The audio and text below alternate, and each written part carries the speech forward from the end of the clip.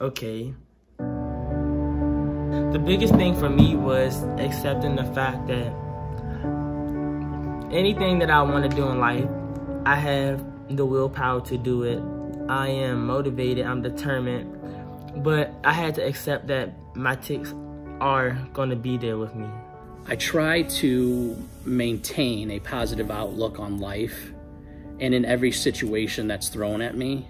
The positive thinking is important. So I try to remain positive, and I try to think positive things about it. And how we see things and how we do things, I cannot stress enough that plays a huge role.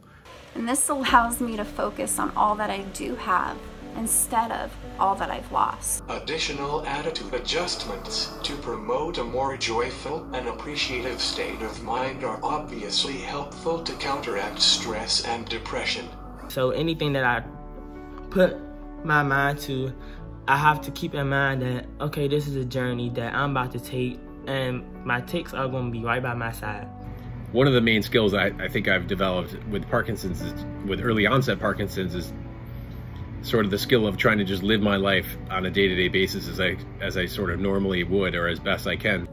And during those times when it's just too hard to be positive, my wife is right there by my side to show me the blessings in our life.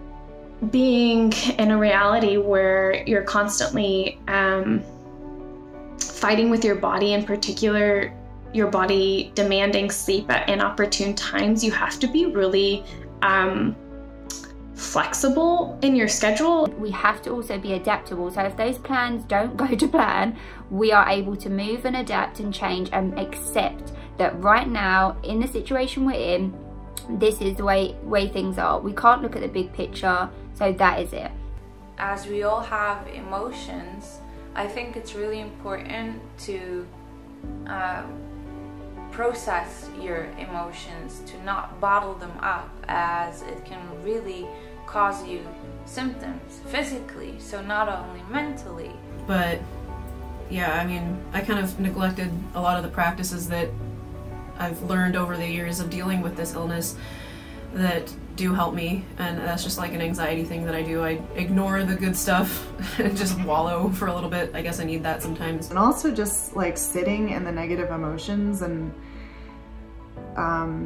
just being there and trying to get away from the story around the negative emotions and just being with the feelings, because boy, you know, our minds can race with the stories, and that's generally not really productive. It just stirs up anger and resentment, and that's not really helpful. Another thing I do is I use a bullet journal.